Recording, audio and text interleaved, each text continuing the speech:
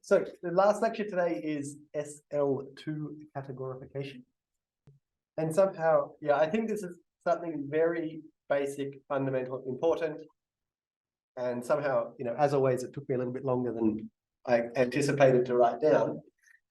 Okay, so I just want to recall the picture from last time. If I look at this theory, basically what happens is we've seen this business where you put all blocks of symmetric groups together. You have these induction restriction functors between them. You break them up into pieces. And then you say, this gives you a categorification of some very complicated infinite dimensional module over an affine Lie algebra.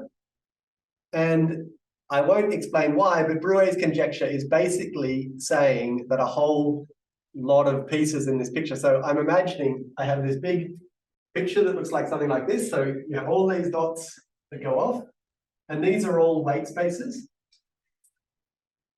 So there's a categorified weight spaces, so they're categories. They're categorified. And somehow my mental picture is these are kind of like a big parabola thing, and then these are all semi-simple with a unique object on the boundary. And then as you go deeper into this parabola, these objects become more and more complicated. So more and more non-semi-simple. And then we have this affine Lie algebra action. So we have these functors moving between these categories. And the kind of basic theorems are that weight spaces are blocks. And weight spaces in the same WF orbit is the same thing as blocks with the same p weight.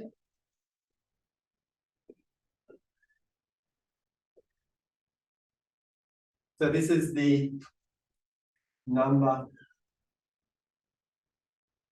of p ribbons removed and p chords. Okay, so we've seen this thing that you have a partition and you can start removing p ribbons around the edge to try to make it smaller and smaller. And then at some point that stops and you have something called a p core that's independent of how you do this.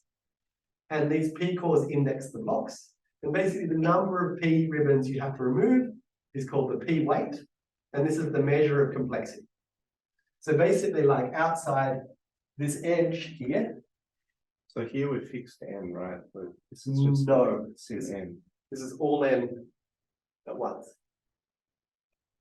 But then, so if you remove a p ribbon, don't those two partitions, aren't they correspond to the same p core? So aren't they in the same weight space? So last time I said weight spaces without this operator d, that weight spaces with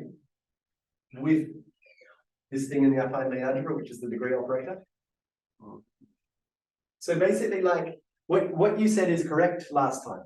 That basically weight spaces correspond to cores. But there's another invariant, which is how many p ribbons I've removed. P ribbons I've removed to get down to that p core. And if you keep account of that, then you're in the same like core together with p weight determines a symmetric group. And somehow that thing of how many p ribbons I've removed is encoded in this degree operator d. And I'm totally, so this would be around the edge, this would be p weight 0, i.e. semi-simple, p weight 1, p weight 2, etc. And as you go deeper into this parabola, things get more and more complicated. So these are all semi-simple around the outside. And then we've seen examples here. And then, okay, and also I should, so this, weight spaces with this degree operator correspond to blocks, symmetric groups. But this means P core plus P weight.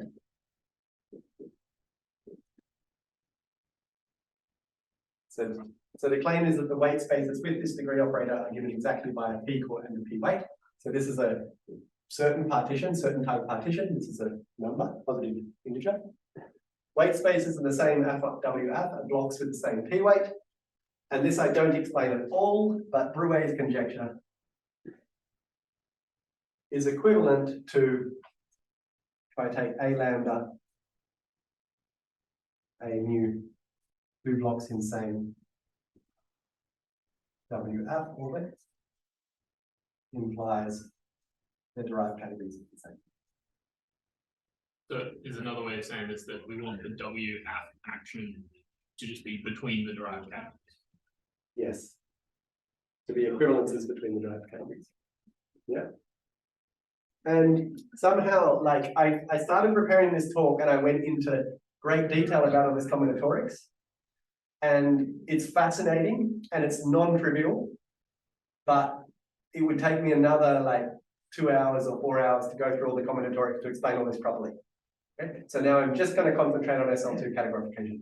But I don't want to claim that any of this is like obvious or easy, or, you know, I find it like incredibly complicated and yeah, it's just extremely beautiful. Like there's just this incredibly vast and beautiful combinatorics here that in some sense I'm sweeping under the rug due to time constraints.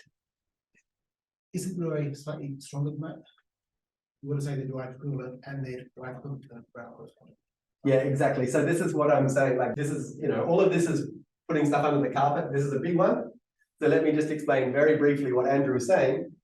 So Brouet's conjecture says, I take a block of a particular group, and this is equivalent to a block of a much smaller group, the Brouwer correspondent, which is a block of the normalizer of C-log subgroup, say. Yeah? So this is about going between big complicated group and potentially much simpler group. And you would rightly object that this just looks like it's going between a whole lot of symmetric groups. And where's your simpler group in this? Okay. But what was noticed prior to this bit is that in this world, you can start with a block and you can apply derived equivalences to get to another block, which is Morita equivalent to its Brouwer correspondent. So roughly speaking, so my understanding of this is pretty poor, but my understanding is that, like, imagine that you want to prove Brouet's conjecture for some block of like S30. So you have some block.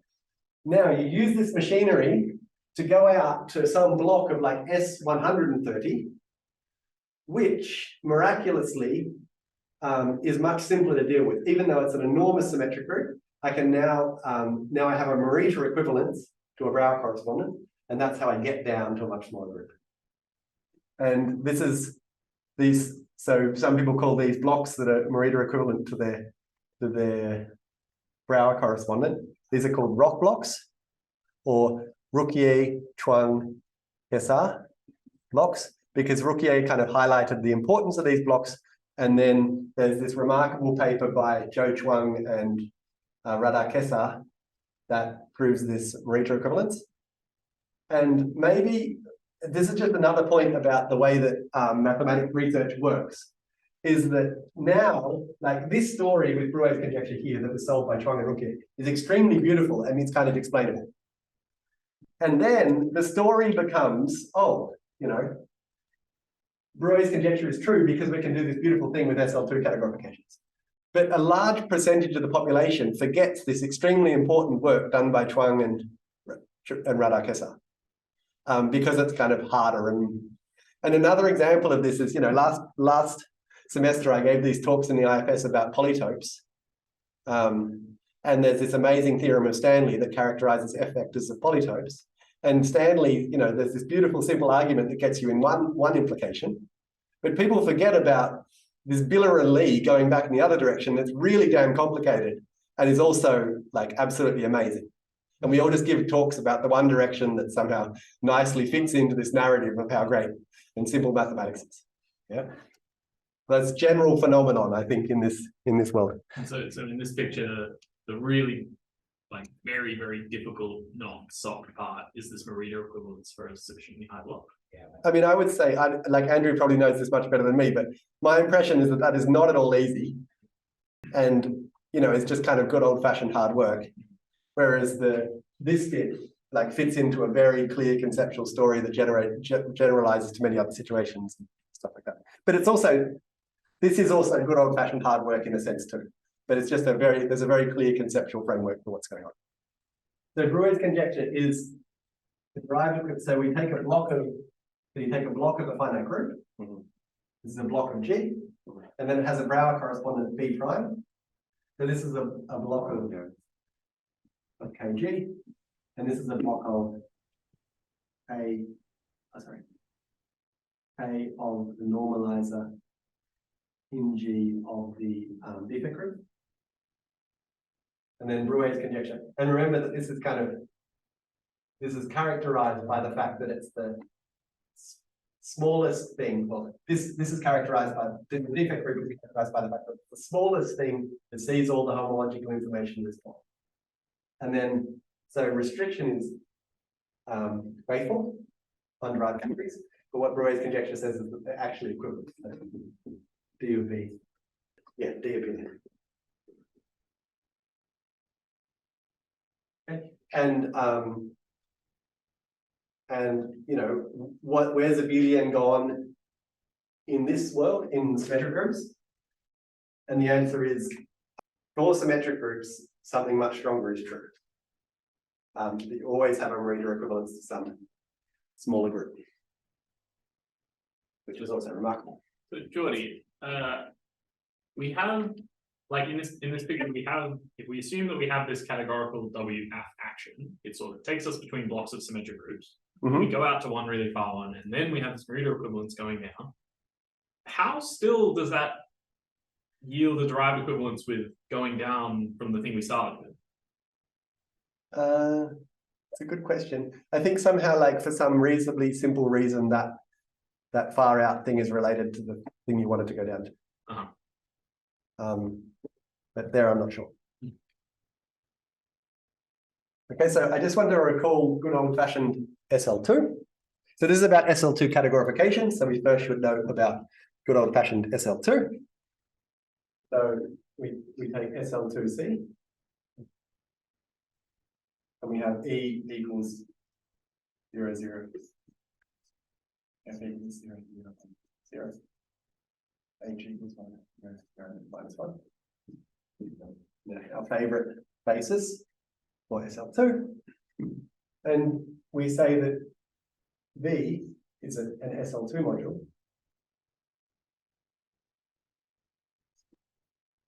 Is locally finite.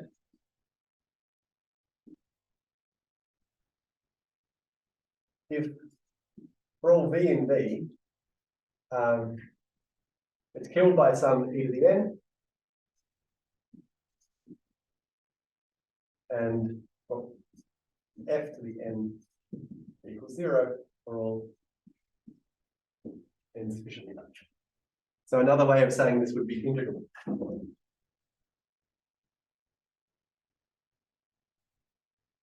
Okay. So if you think about SL2 as a group, the Lie group, the way that you get from the Lie group to from the Lie algebra to the Lie group is by exponentiating. And this is saying that at some point these exponentials become 0, and so you can kind of algebraically exponentiate. And so facts.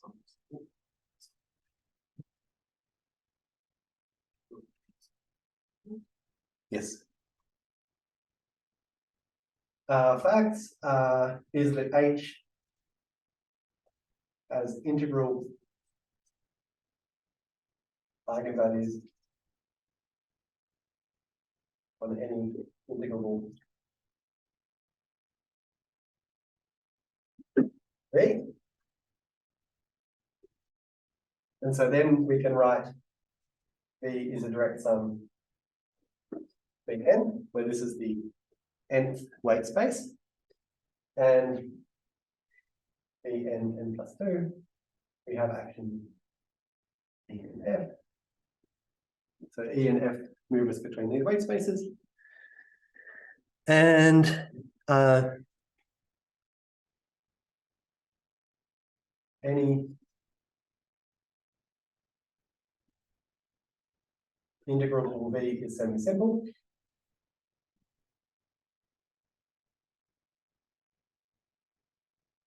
And the simple SL2 modules are rings in the following form. So I just want to write it in the following way, and I'll explain what I mean in a second.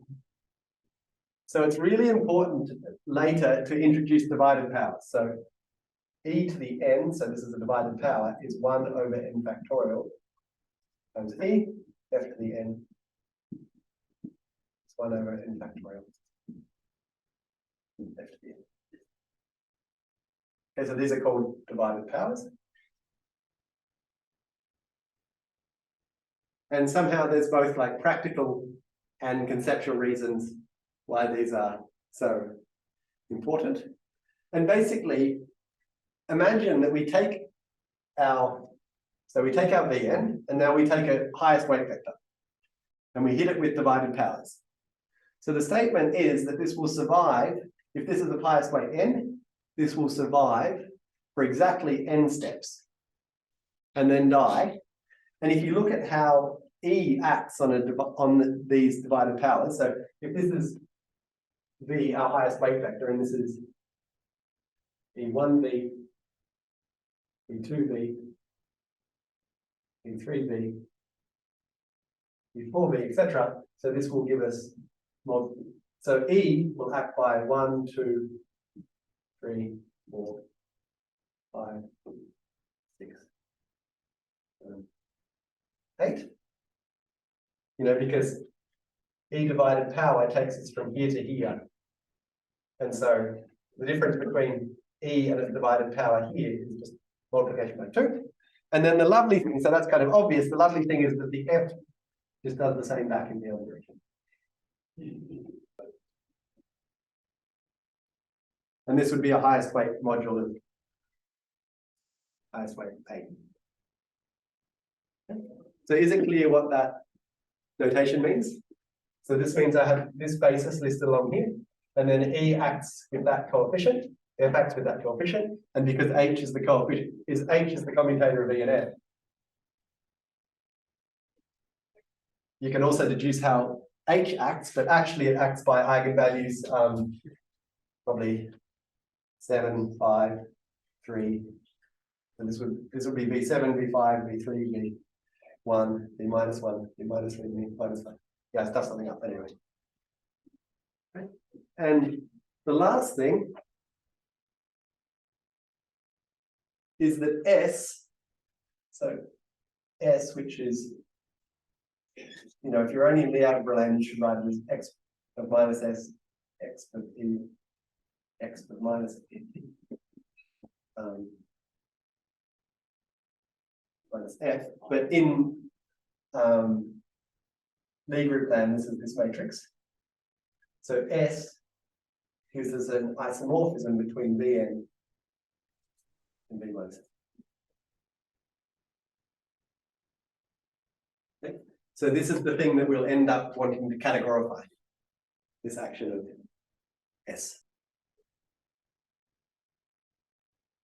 Okay, so now we have this board. So maybe I'll just point out the following. For n positive, let's expand out the fact that, so we have E, the commutator of E and F is H, which is equal to multiplication by n on Vn. Okay, so by definition, Vn is the space on which H acts by multiplication by n. So this means that EF minus FE equals multiplication by n on Vn. So we can write this as EF equals FE plus n times the identity on Vn.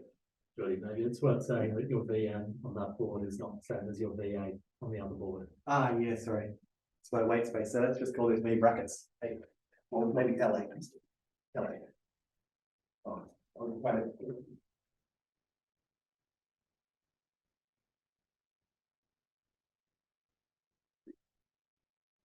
Okay. So another way of saying what an SL2 representation is you have a whole bunch of vector spaces. You have maps E and F between them. And they satisfy this, these maps satisfy this relation. Okay. You know, and for negative n, we move this over the other side. Okay. So now we come to a naive definition. So let's write this up here. So like EF equals F plus n times the identity on this weight space. So we could just think about an SL2 representation, given the fact, I mean, none of this is obvious. Who, like, just out of interest, who has done this exercise before in their life? Like, to prove all this?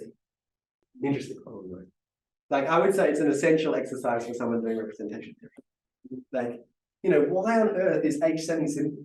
Why on earth, you know, why can't H just have a Jordan block? You know, sort of, and it's somehow rather intricate that doesn't happen. And it's a super beautiful exercise if you haven't done it before.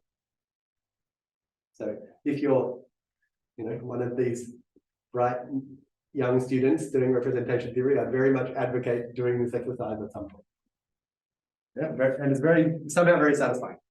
And then you end up using this like, well, if you continue in representation theory, you use this like every couple of months or every couple of years. Just always shows up again and again. So now we have naive categorical SL2 action. So for this, we have D. Oh, okay. So this is an abelian category, and it's expressed as a direct sum of abelian categories A lambda or lambda in Z. So so this is an abelian category plus a direct sum decomposition.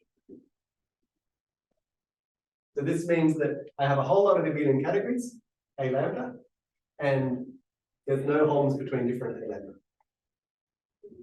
And I also assume that A lambda is 0 for lambda sufficiently large, and also that A is finitely. Okay, so every object has a composition series. So we can just imagine we have this notion. What would be a categorification? We would have functors E from A lambda to A lambda plus 2. And we have a functor F from A lambda minus 2. And then we might just ask that this kind of relation holds up to isomorphism. So,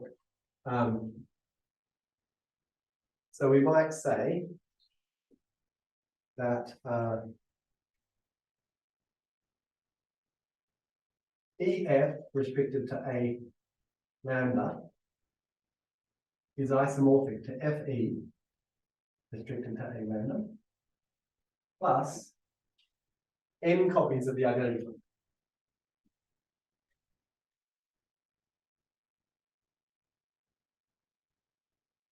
Plus lambda copies of the identity function. This is if lambda is bigger than or equal to 0. And then we move it over the other side.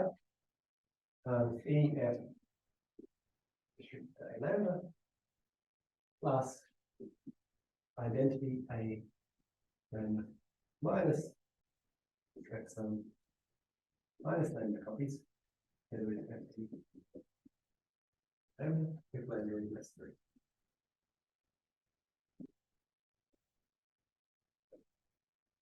So now note immediately. This leads to, if we decategorify this, so these should be, these are exact functors, is it exact?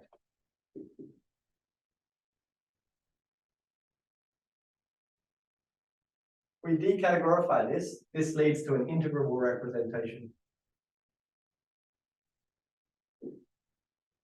of SL2 on the Grothendieck group of A with E equals to class of E.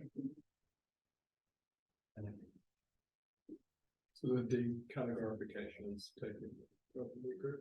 Yes, exactly. Decategorification is taking the Grothendieck group.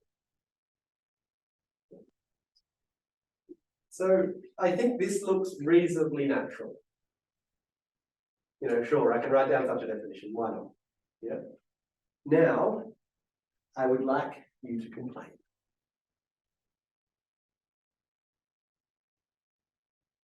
I don't like the word naive. Doesn't make it sound very good. You can say something like, I don't like your face. All complaints equally valid. What else don't you like? I was really coming out of this. What else don't you like, Alan? It doesn't have to be about that, it can just be about anything in the world. Oh. I'm not sure. I mean, it's silly, but it just feels fun having these two equations that when lambda is 0. What? When lambda is 0, they're the same equation, yeah? Yeah, It's but it's got like I don't know. Well, one could complain and say, like, what's special about that description of SL2? Like, you've given a lot of stuff about SL2 over here, and you've only used the first line of it to describe the thing on the right side. So, like, you know, there's a bunch of stuff in SL2. Why? What other stuff would you like? Well, I mean, I would like to make sense of X. I mean, knowing where we're going, I would like to make sense of X. So I would like to make sense of divided powers, which how do you can't do that without, because you can't divide by numbers. So that's a really good point, yeah? We can't, like, you know, E2, great. Yeah, this is just this thing divided by 2. I'm allowed to do that in operator land. Yeah. But how do I divide a functor by 2? How do you divide a vector space by 2? You just do it. Take half the vector. Yeah. You take half the vector, right? Oh, no, that's half of the long. Yeah. So we have do we have multiplication by 2 on vector spaces? Absolutely. Yeah. Absolutely, yeah. We can take the sum with the self. Yeah. So what's the opposite of doing that? It's dividing a vector space exactly in half into 2 pieces. So we need to say that, like, B squared lands in something that's a double. I'm still not really satisfied with the answers to the question, how do I divide a vector space by 2? Express it as W directs on W, or we use some other thing. Like, Yes. find a way to cook up, make your setup up in such a way that you can do that. So one of the things that we love about equations, imagine that I have A equals B, and I divide both sides by 2, then that's still a good equation, yeah? And now in category theory, we would like to say that if we have V is isomorphic to W, and we divide it by 2, then that equation still holds, yeah? And so what it tells you is that there has to be some extra structure around. You know, there's no way I can just arbitrarily break my vector into 2 pieces. Yeah? And what you would like is some kind of structure acting. So let me give you an example of division by n. So imagine that we have A equals mat n by n over K. And we have E1, EI equals EII inside A. So the identity is E1 plus E2. Now, in A mod, we know that A mod has a unique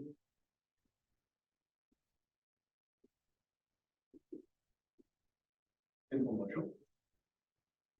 Namely, I'm doing this as n by n matrices, namely row vectors of length n. There's a simple module. Yeah. And any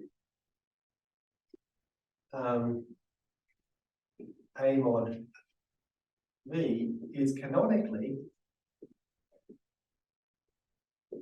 I can hit it with these idempotencies.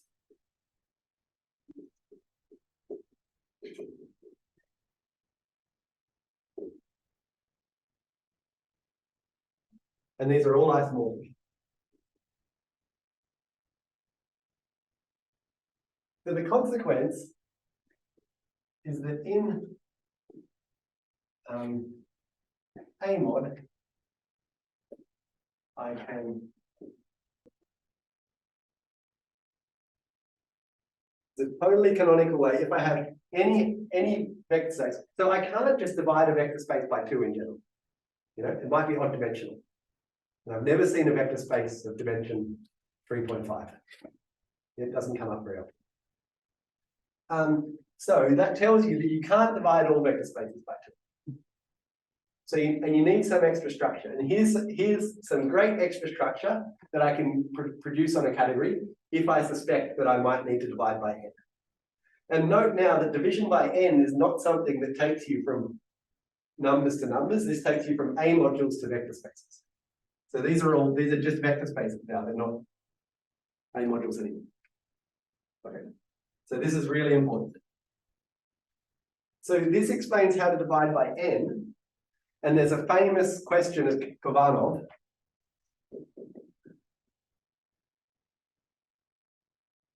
And this is totally unsolved, is how to categorify Q.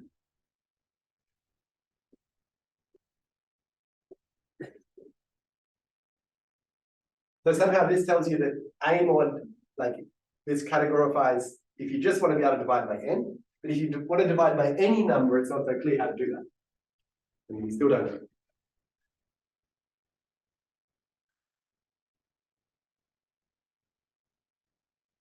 So the moral is, so I think that Chris's first answer to why this is not great is very, very good. We would like to be able to form E2. We would like to be able to divide by 2, divide by 3, divide by 4. Right? So what that means is that we would like the endomorphisms of E2, so desiderata, and one of my desiderata is to be able to spell desiderata, and I still can't. But, is that, like, let's call this AN.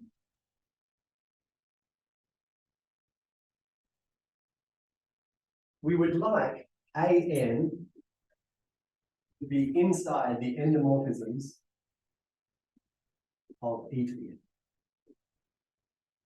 And then we would be able to divide by N and form these divided powers. Yeah. Can anyone do some more complaining? Wait, so E is the functor here. E is a functor. So remember that whenever I have something in the endomorphisms of functor, that just means it's a canonical way to split up the values of that functor on anything.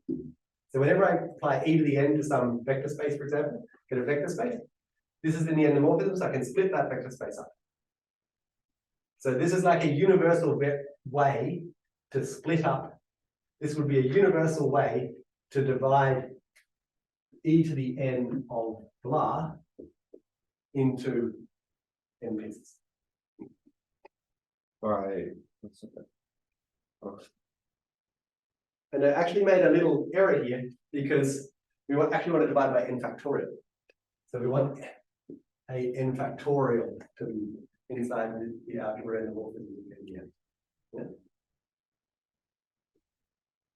Also, one thing is that it's very important that A n factorial is inside there unitally.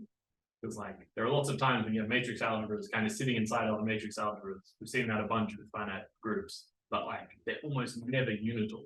And so this being unital is what lets you do this. It's really like the identity is E1 plus E2 plus N.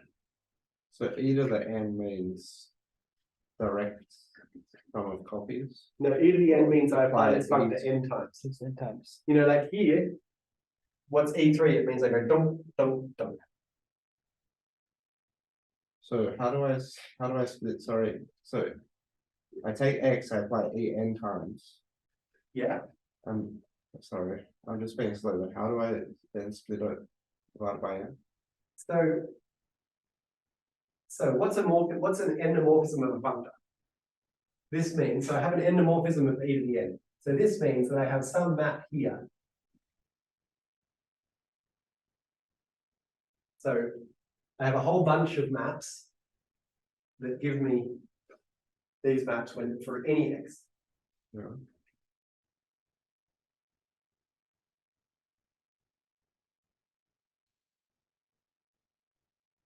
And so in particular, I have my EI, so I can split up e to the nx into n factorial copies of some other object that I'm going to call here.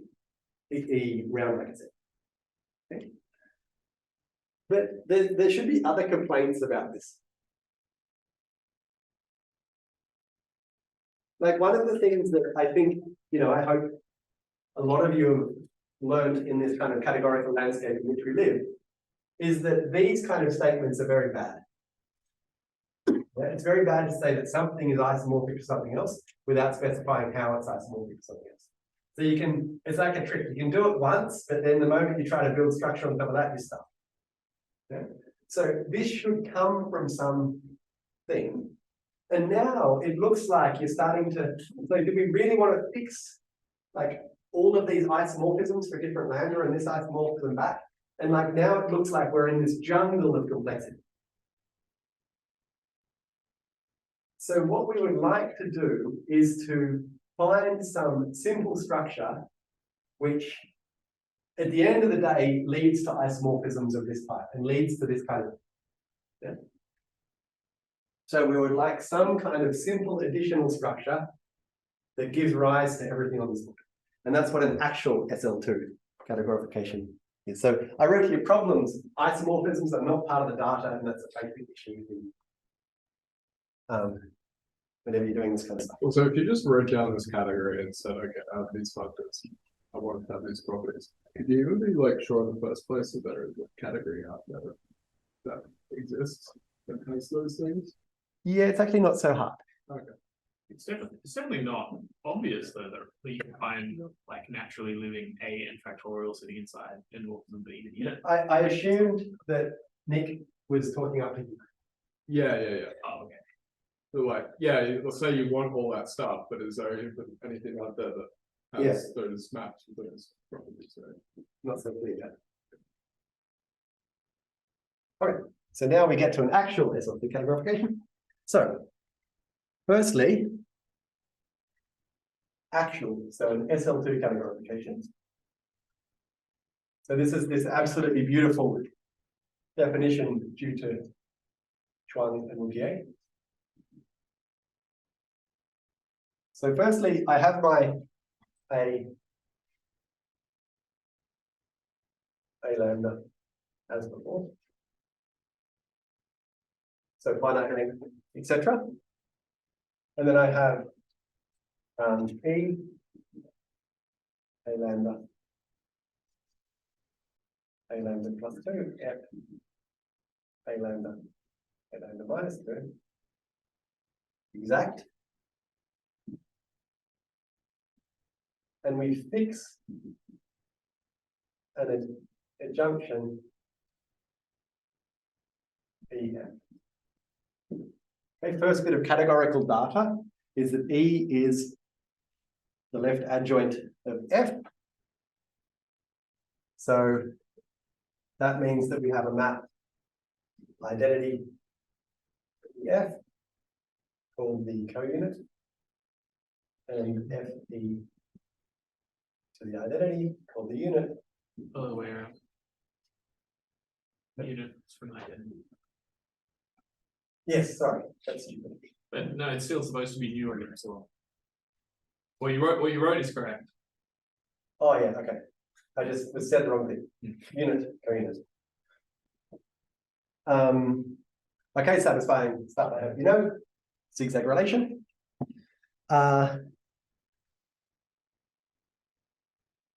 And then we make something strange. So I hope to comment on this later. There's a very strange assumption which looks innocent at the beginning, but ends up being very kind of important, is that F is isomorphic to a left adjoint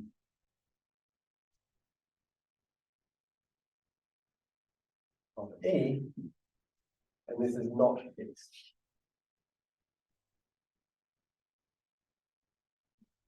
But for a first listening to this talk, don't worry too much about that point. Just now we come to the fun stuff. So plus. So the idea is, can we impose some kind of simple structure here that somehow generates that stuff and this stuff? And Chuang and Ruki point out that you can do it in a very simple way. So, I mean, you know, kind of remarkably efficient way. So you have X in the endomorphisms of E and T in the endomorphisms of E squared, satisfying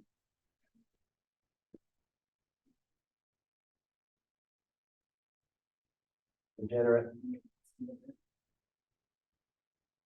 affine Hecker relations.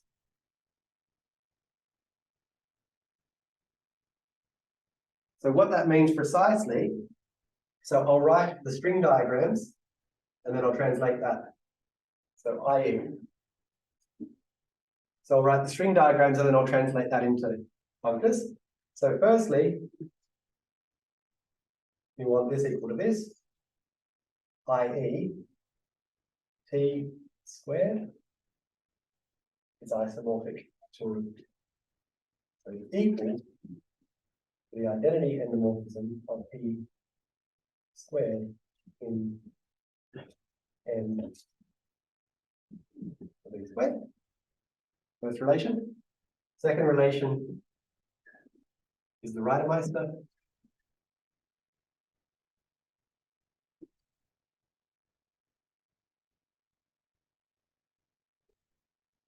So if we write that in terms of functors, this becomes the relation that P of the identity on E composed with, sorry. So I write, this means, so this is an endomorphism of the functor E cubed, which is the identity on the first one, and then T on the second two copies. Composed with the identity on E T, composed with the identity on E, is equal to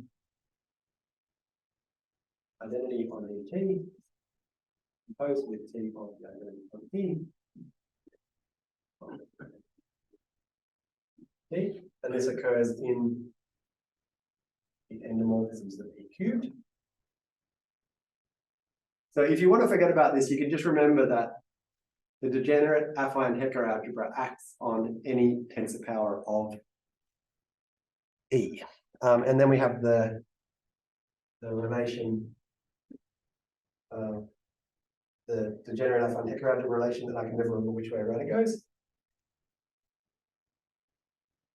Okay, so this is saying that we have P of identity X, identity E X plus the identity on E squared is X of X of E of T. This is in N E squared. So it doesn't matter too much. What we're imposing is some algebra of endomorphisms to exist in the tensor powers of E. Okay, I have one comment, and Alex has a question in the chat actually. So Alex asked about star. Aren't adjoints unique up to unique isomorphism? So what is the meaning of star? Very good question. So maybe very good question, Alex. maybe I just add one more thing, then we go to Daniel's question, and then I answer Alex's question, just to do things in a random order. Okay. I forgot that X is.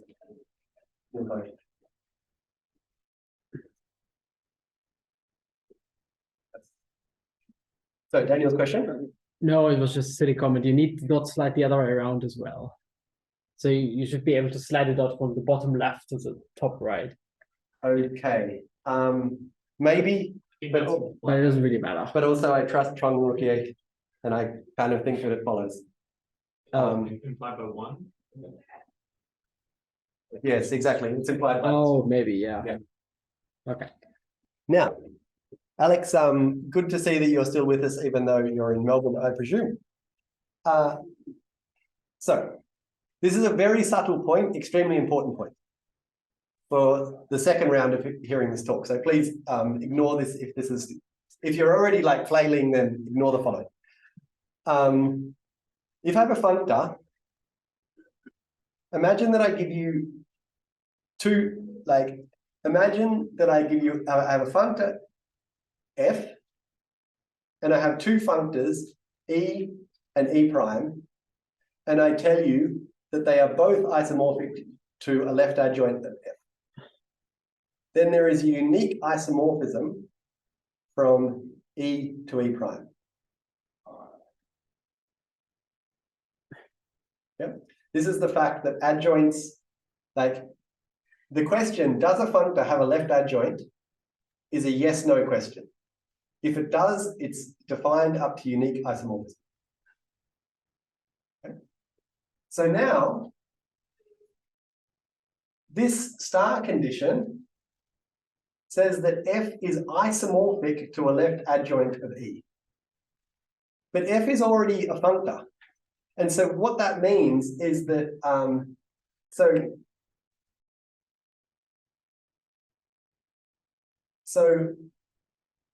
but like, yeah, it's a really mind-bending thing to think through, but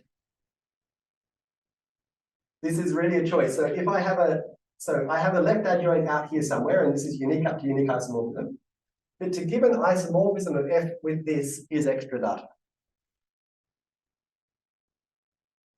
I'm not explaining this very well, but I'm totally sure that I'm right. So is that a sufficient answer, Alex? And then we can talk about it next time in Sydney. Maybe one thing which might help is that to say two functors are adjoint, or is to say that there exists an adjunction between them. So there exists a unit and co-unit such that some triangles are satisfied. And that's a property of two functors saying there exists unit or co-unit. And so this definition is saying E and F there exists an adjunction between E and F, and there exists an adjunction between F and E. And in this case, you are specifying the data of one of those choices, but that's sort of a property. But when you specify just one piece of that data, that's unique up to unique isomorphism, because any two functors being adjoints, you have this connecting map.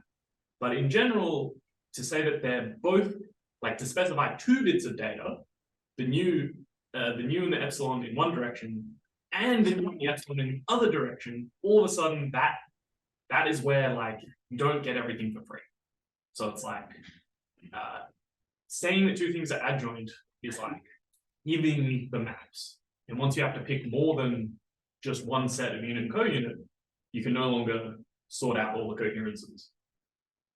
Or another way of saying what Chris is saying is that, like, imagine that I have a bijunction between E and F. So this means I have some epsilon prime back in this direction. So now if I compose them, I get an endomorphism of the identity functor. So I get an element in the center of my category for free. Yeah.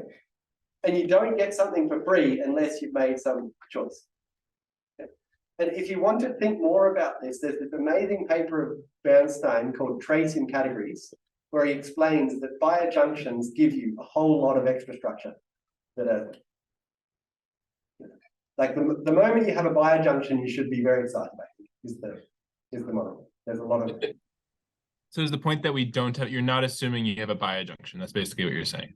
Yeah. You are assuming. That's exactly the point, Alex. So we start off in this situation, We don't assume that we have a bijunction. At the end of the day, what we'll do is we'll choose an isomorphism between, we'll at the very end of the day, at the very end of Trunglepier, they are able to specify a very nice adjunction Fe. But this uses the entire structure theory. So you don't want to fix it at the beginning. Okay. Is that compatible with giving like a bijunction? Yeah, I mean, they give a bijunction at the end Mhm. of a very particular kind. That's very beautiful and somehow makes everything work at the end of the day. Yeah, but somehow like, I don't know, like this bit me so hard when I was a first year postdoc because I had functors and somehow it was translation functors on category O. So they have a very natural bijunction.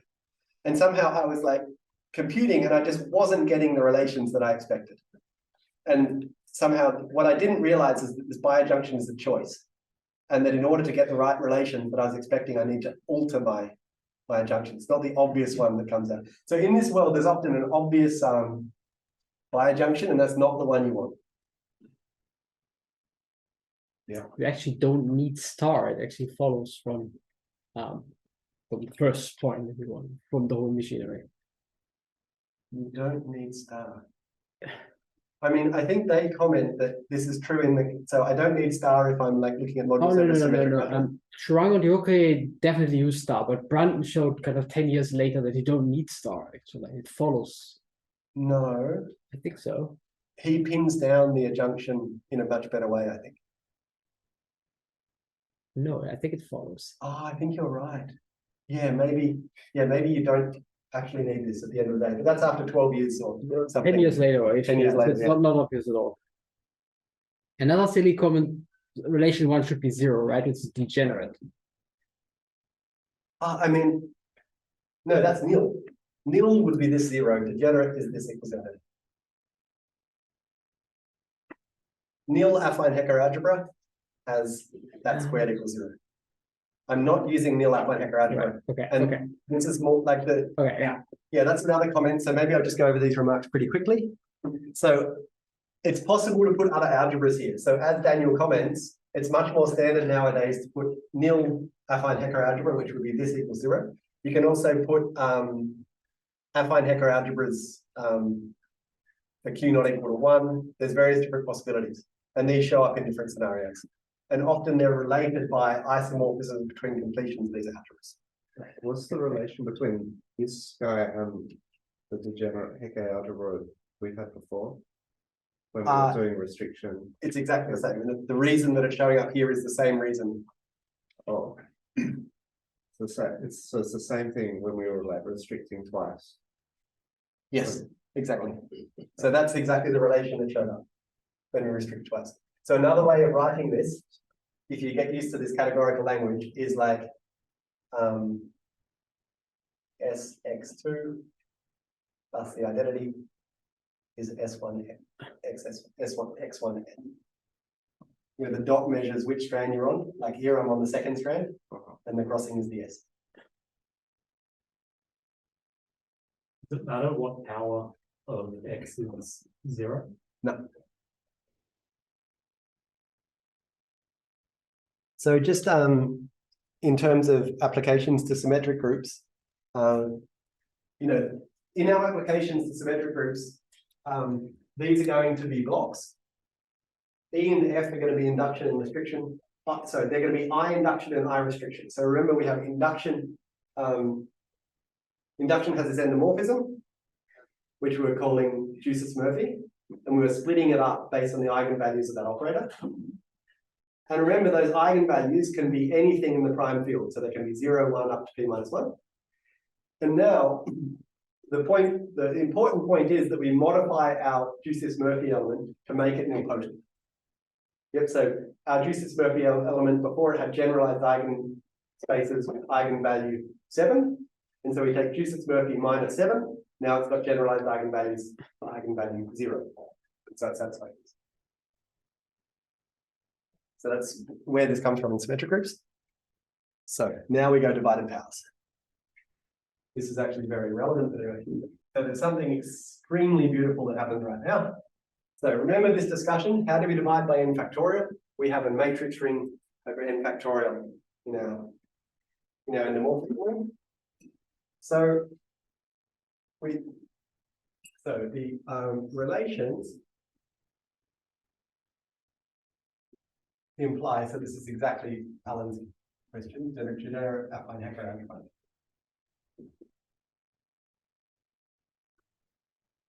So this is generated by x1 up to xn and s1 and sn minus 1 is inside the endomorphisms of the unit. So this is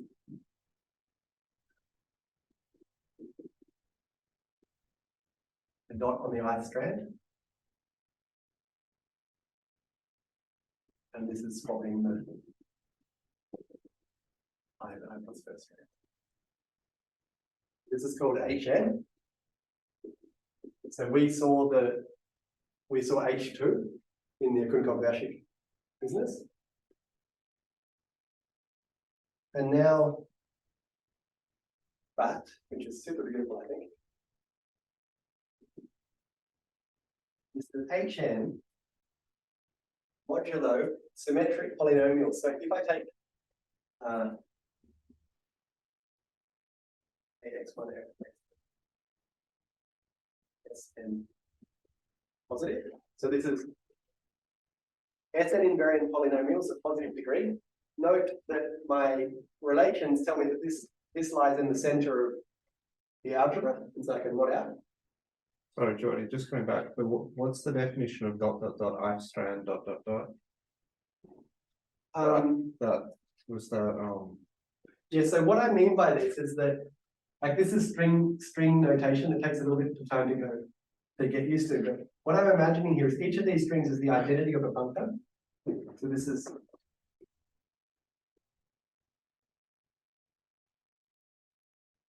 one E, and then at the ith strand I put my x, and I go 1E. So this is describing an endomorphism of it. So this is in endomorphisms of EV.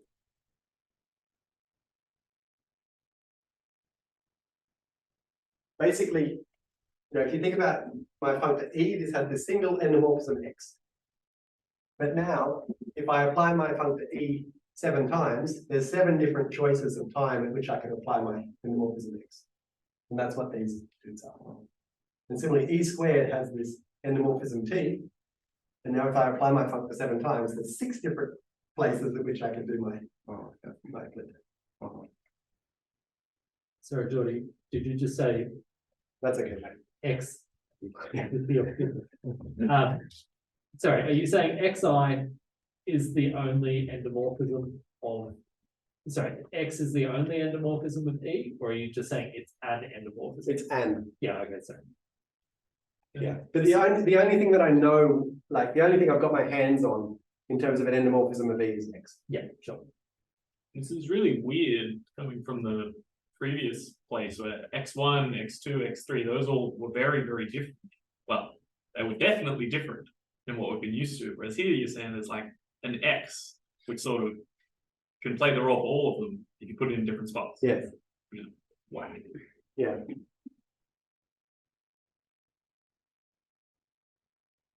Okay, so this is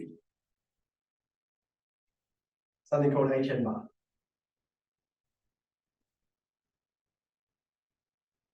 Now, miracle.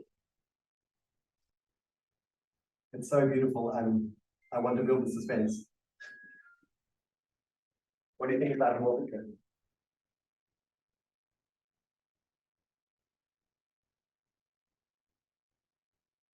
Is it matrices? Yeah.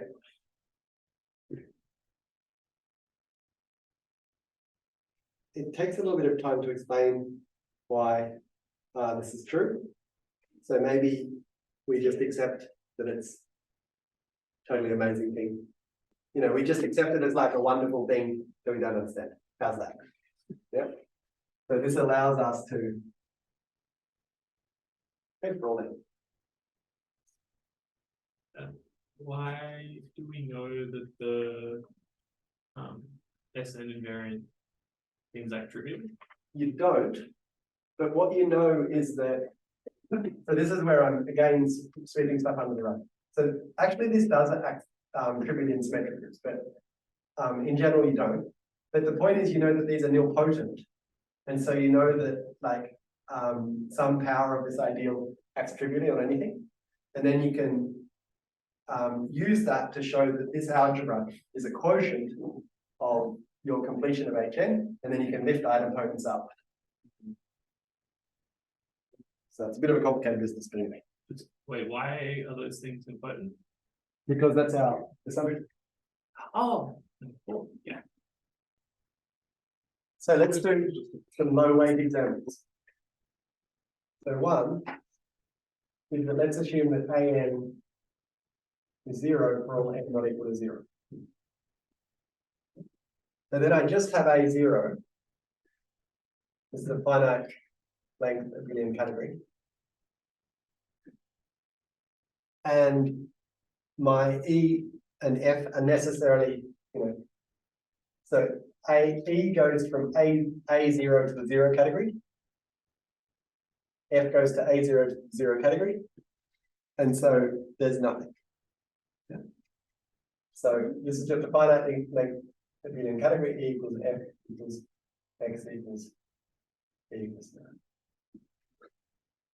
And so it's just a finite length abelian category. But I think it's an important example to keep in mind because like finite length abelian categories are still damn complicated. If you think about an SL2 representation, all the weight space is in imagine that I started telling you, yes, I'm going to study SL2 representations where there's only the 0 weight space. I'd be like, that's great, you're studying vector spaces. That's not so exciting. Yeah.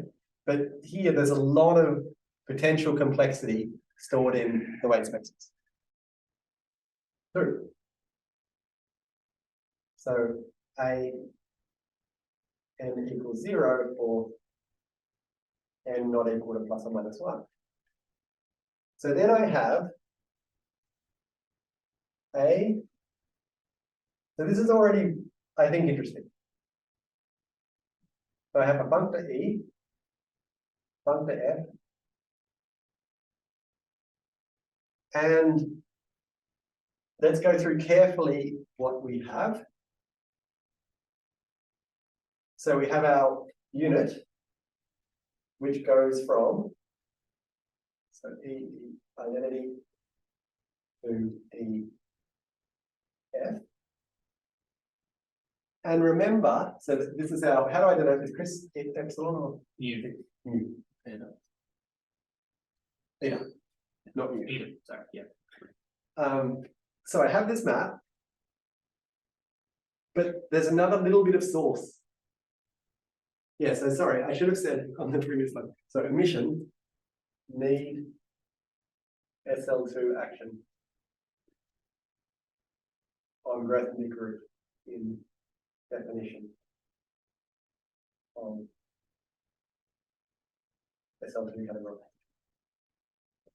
I forgot the kind of easy thing, which is we would like these morphisms, etc. And then at the end of the day, what I'll say at the very end is that actually these relations hold.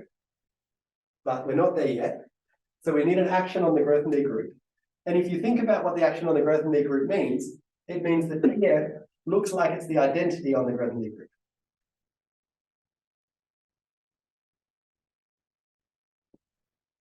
So if you evaluate this on a simple, what that tells you is this is a map from a simple to itself.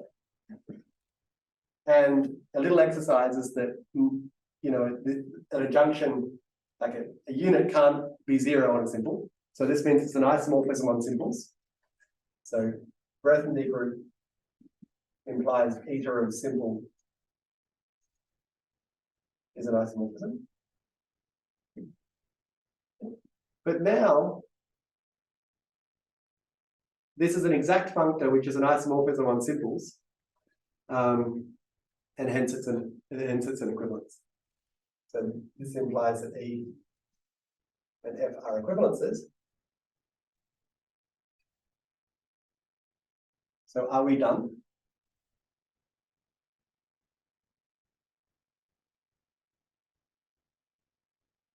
Obviously not, because I'm asking the question. So we need X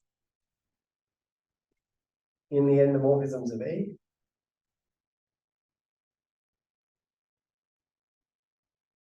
And now E is an equivalence.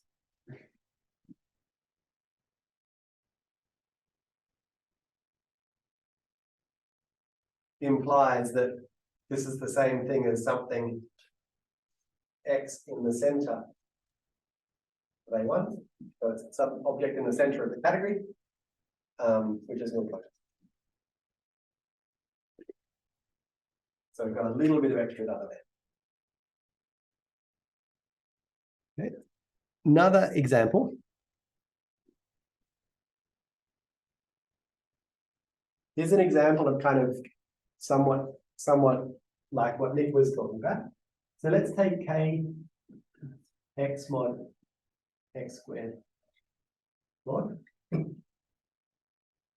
A mod.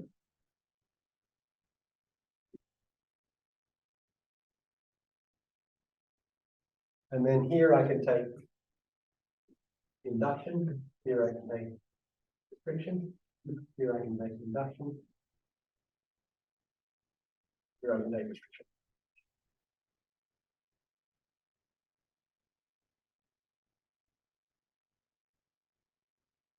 Okay, so this is a simple little thing that I could dream up at the beginning of this theory. Simple little situation. Now let's have a look what happens on the Grothendieck group. So these all have a unique symbol.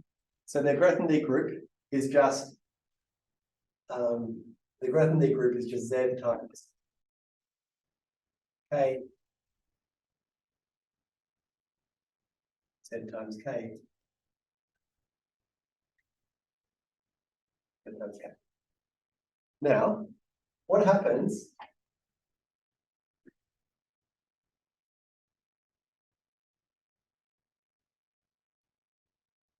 when I take the simple module here and restrict it to K? So here I have a one-dimensional module. I restrict it to K. I have another one-dimensional module. So that says that this arrow here, this arrow is 1. When I take K and I induce it up to here, I get a two-dimensional module, which is 2 times the simple module. So here I get 2. And similarly, here I get 1. And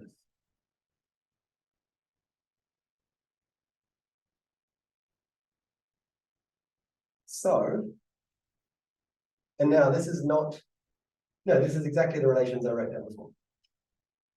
Okay, so this gives me, on the Grothendieck group, I have a simple representation of SL2. Yeah. Now, the claim is that this is not an SL2 categorification. And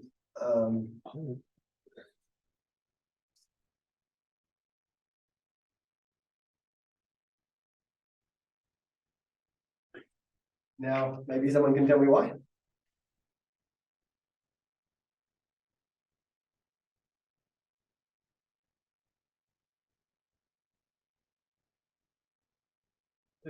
X being nilpotent says it has to act as 0.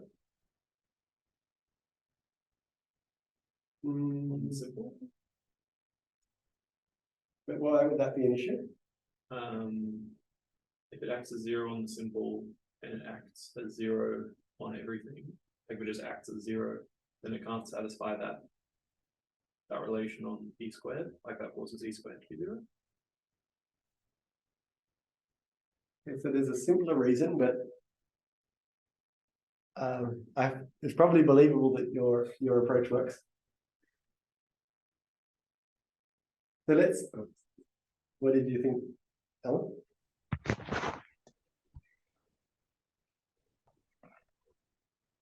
I was just thinking if you, maybe I'm misunderstanding, but you were saying that you of the simple is isomorphism. Mu is the simple. Ah, but that's in this example, which is not. Sorry. So a simple, like a simple reason is let's just apply E twice. So we start off with K, let's apply E to K. So we start off with K, we get K, and then we get induction from K up to this thing. So we get Kx mod x squared. So that says that the image of K under E squared is Kx mod x squared. What's the problem there? It's indecomposable. Yeah, we like over there we saw, or a miracle drop from heaven, and I claimed it was true, is that E squared breaks up into 2 copies. So that says that whenever I do E twice, I should get 2 copies, whatever I apply that to, functorially, yeah? So here, I apply it to K, I get something, this is not 2 copies of anything, therefore, this can't be an SL2 categorification. Yeah, it's kind of related to the question I wanted to ask, but then I didn't. Namely, why isn't there more complicated space in the middle and easy space on the outside? Why isn't?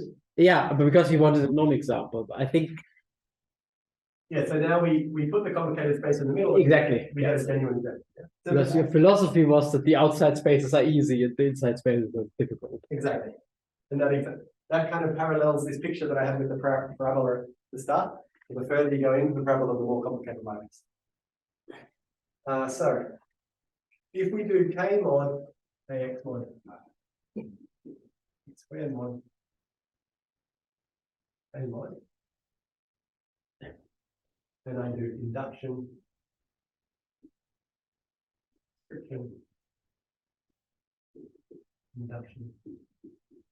restriction, this can be made. But it's a little bit tricky to see directly that this can be done. But there's the following lovely trick. So minimal verifications. So the motivation is the following. So in SL2, somehow the fact that I told, like in good old SL2, non-categorified SL2, that fact that representations are completely reducible is incredibly powerful. And this is what we use in many, many applications. So there's often something you would like to be true, and then you can check it on a simple representation. And we'll actually see an example of that in a second. And so we apply this big hammer theorem that tells you that any representation is isomorphic to a direct sum of simples, and then you check something on the simple. So you just have these very simple building blocks of the representation theory that you can build everything out. Now, an amazing thing happens in SL2 categorifications, which is basically, so it's not true that any SL2 categorification splits. It is true that it has a filtration whose associated graded, such that, so I have a filtration categories such that subquotients are essentially minimal categorifications of irreducible representations. Totally amazing. But you can already see in this example that something a little bit funny is going on, because you can have any finite length abelian category sitting in your zero weight space. So if we rephrase SL2, we could say that we always have a decomposition of simple tensor multiplicity vector space. That's another way of phrasing representation theory in a canonical way. Now in this theory, we say it has a filtration such that subquotients are minimal categorifications tensored by a multiplicity category. Okay? So multiplicity categories replace multiplicity vector spaces. Okay? What could be more natural? So first I need to explain what the minimal categorifications are. So we have HN as before.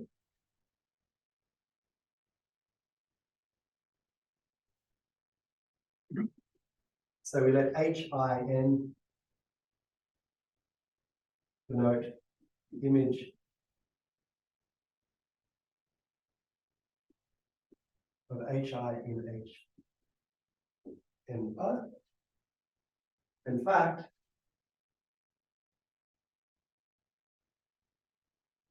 so this is another thing that probably appears miraculous, but so this modules over this non-commutative algebra is equivalent to modules over the cohomology of a Grassmannian.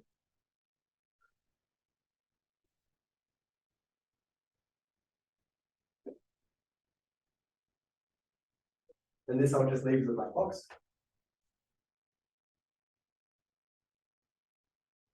So basically speaking, this is the center of this algebra. And what you proved is that this algebra is a matrix algebra over this algebra. Very similar, like over there, it would be the statement that something is a matrix algebra over a field. And here we have a matrix algebra over this interesting ring. And then if we consider H n mod H n minus 1 mod all the way down to H n.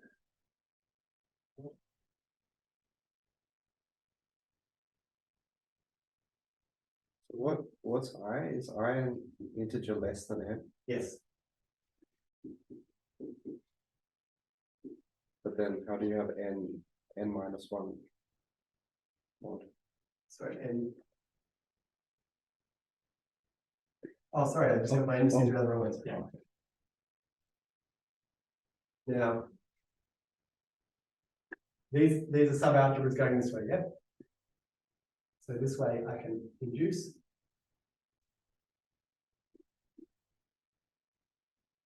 And this way I can restrict.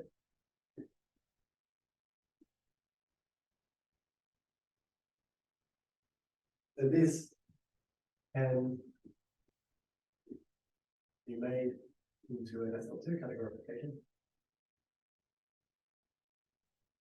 And I hope that this is much more believable now because like I'm using the rings that showed up in the endomorphism ring. So it's like, you know, if I go from here to here, there's an obvious operator of like if I restrict, for example, there's an obvious operator of multiplying by the generator that I'm missing. Or if I go from here back to here, I have an obvious algebra acting. So somehow like this looks much more closer to just cooking something up that's going to work. Yeah. And notice that if you, in this example, so for n equals 2, for n equals 2, you get, and you apply these Morita equivalences. So this becomes the cohomology of a point, the cohomology of P1, and the cohomology of a point. And so you get exactly this example. So this returns this example. Really, I'm assuming H0 is meaning just the identity. Yes. Yeah. Exactly. So can we, like, you have natural, wait, do you have natural maps between the centers? Like H star, GR, N, I, different I? You have, there's bimodules, but not maps. Can you say what those bimodules are geometrically? Yes. It's the, like, if you think, yeah, so take Grassmannian I planes and J planes, then you can look at the space of I inside J planes and take the cohomology of that. And this gives me a bimodule over these two Grassmannians, and that ends up being like somehow it's easy to write this way and it's easy to see an SL2 categorification. But if you want to stay in the commutative world, you can do that. But then your functors become more complicated. But it is just like the flag correspondences. Like, yeah. And then we get, so this is called fancy V, well, let's call it fancy L. Fancy LN.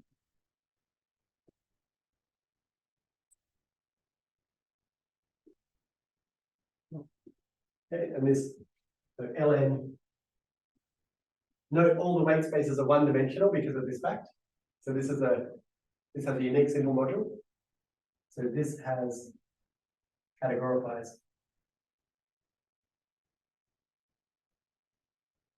Ln, single highest weight module.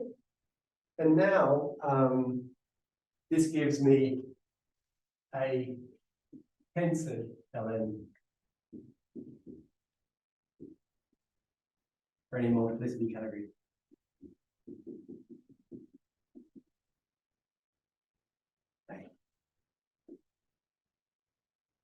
Okay, basically, the way that I think about this is either you can be fancy and know what the leading tensor product is, or you can just say that this A is a finite length of a leading category, and so I can describe it as some modules over an algebra, and then I just take the tensor product with this algebra all along this line. So basically, like, there's the stuff coming from the SL2 categorification, and then I'm just reproducing this multiplicity space throughout. Yes. And now we have the hammer theorem. And then I'll sketch two applications and then we can go home. So structure theorem.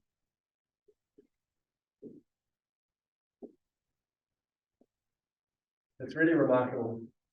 It is not so difficult to prove. So A is an SL2 categorification. Then A has a filtration.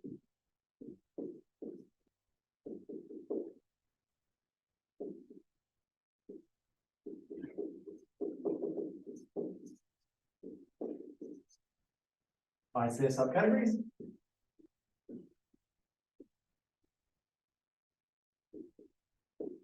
Subcats, such that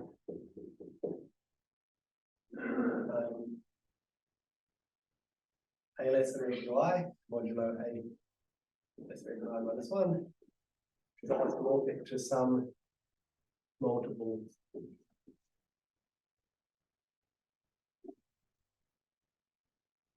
for some.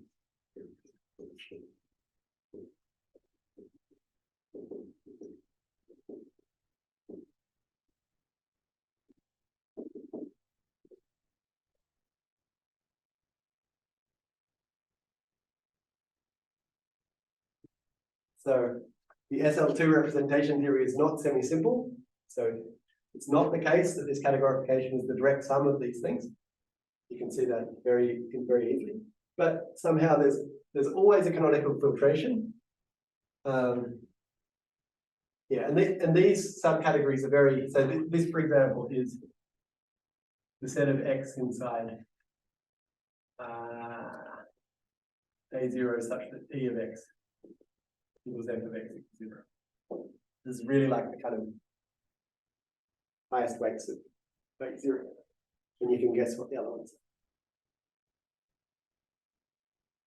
So can one think of this Ln as like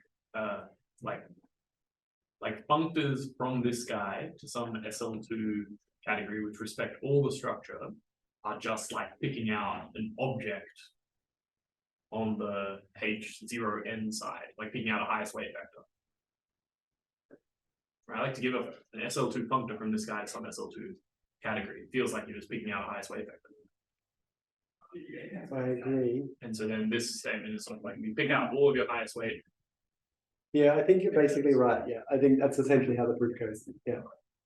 Yeah, once you find yeah, exactly. You find an element that's killed by all these E's and F's, then you get a functor in. Yeah. And somehow it's very rigid functor in. So applications.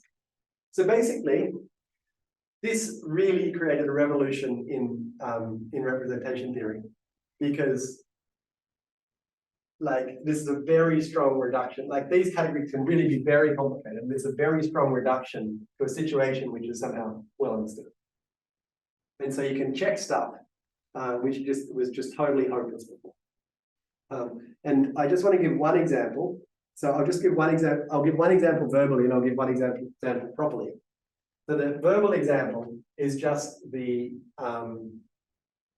we had some relations like EF is isomorphic to FE plus the identity lambda times. Yeah. Now, you can imagine that,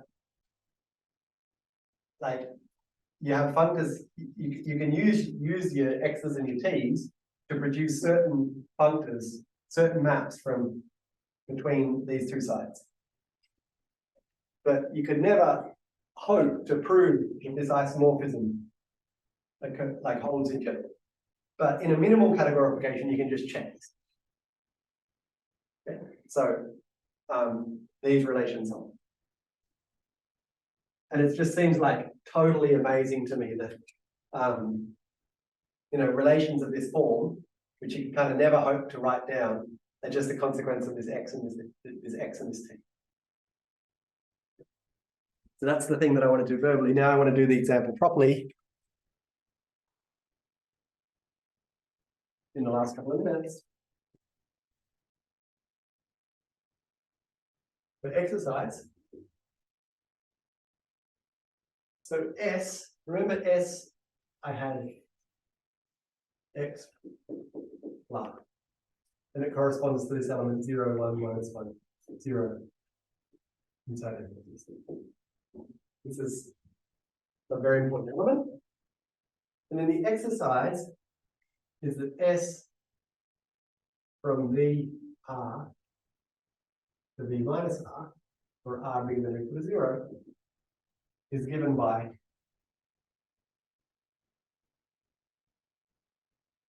so one way to go from VR to V minus R is to do the R divided power of it. Yep, so I'm going from R over here to minus R, and I can just go there with it. But I can also go one more and then come back.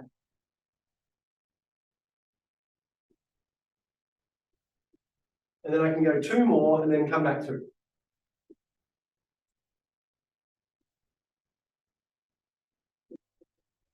And then at some point, because I'm in an integral module, this stops. And you want to write down small f and small e? Yeah.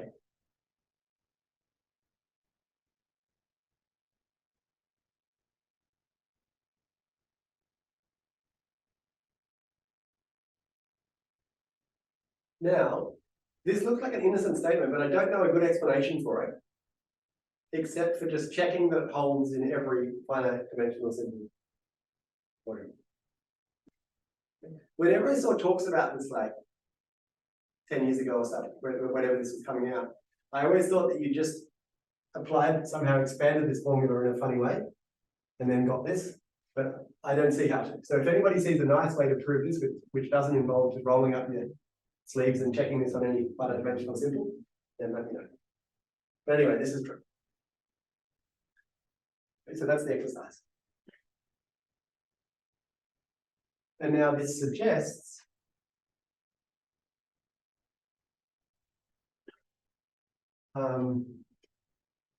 S should be categorified by.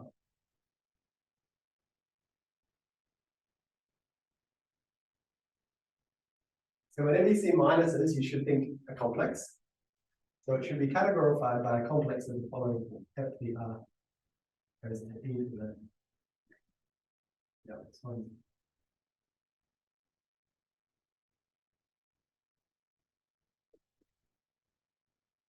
And this complex was written down by Rickard in a famous talk at the MSRI in 1990. Okay, so Rickard said, here's a complex. This should give you the derived equivalence that everyone wants. And somehow, for 18 years, nobody could prove that this gives you an equivalence. As in, he wrote it down. He wrote it down in the setting of symmetric groups. Oh, so they knew. Oh, they just knew what it was and they couldn't prove it. Yeah. Huh. You got what was? So this is a complex. And you can, like I'm writing it down in the Modular through categorifications, but you can write it down in terms of induction and restriction functions for symmetric groups. If you sufficiently spend enough time with this problem. And then Rickard conjectured, this gives us exactly the derived equivalences that we want between these enormously complicated blocks in 1990. Okay? But impossible to check that this gives an equivalence until you have that theorem. Yeah. But now, so theorem. What do you mean it gives the equivalence? Sorry. Oh, sorry. So this thing is called beta S. So this is a complex. And, so this is a whole lot of, this is a complex of functions. Yeah. So what that means is that when I apply this to an object, I get a complex. So this gives me some functor from the derived category of AR, the derived category of A minus. So this is a recipe. Take an object in here, I plug it in here, I get a complex. Well, so I take a complex, I plug it in here, I get a double complex, I take the total complex, this gives me an object over here. The claim is that this gives me an equivalence. So, And I don't think we've said yet that FR is like, take F to the power of R and divide by R factorial, which we can do because of our matrix structure. oh, didn't I say that? Yeah. Yeah, exactly. I did say that EN splits into n factorial copies. Yeah. And also there's like, there's maps in this complex, which I'm not going into, but it's pretty simple. Like it's pretty guessable by, yeah, it's pretty guessable. Like, yeah, I can explain that it's pretty. And then theorem, theta S is isomorphic to a shift on minimal categorifications.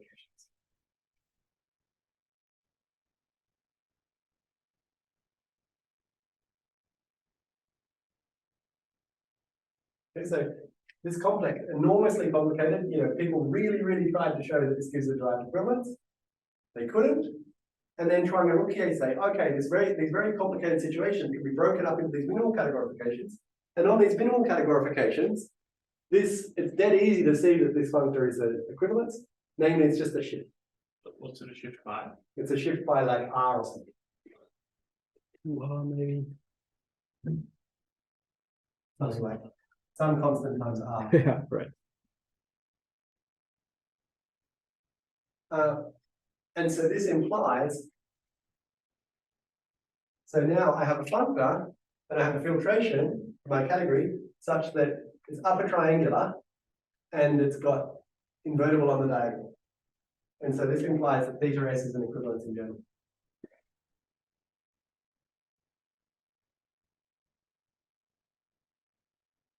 In any SL2 category.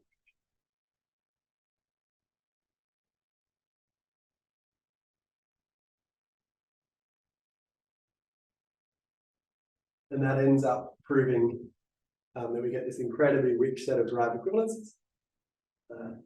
And it's a very beautiful picture because somehow if you're used to derived categories, you're used to things like perverse sheaves where you have different shifts corresponding to like different shifts and then things are glued according to different shifts. And that's a picture that we know. And somehow it's saying that all of these derived equivalences are of that form, but all these shifts are different. So they're interacting in a very complicated way. But so this gives rise to the notion of perverse equivalence.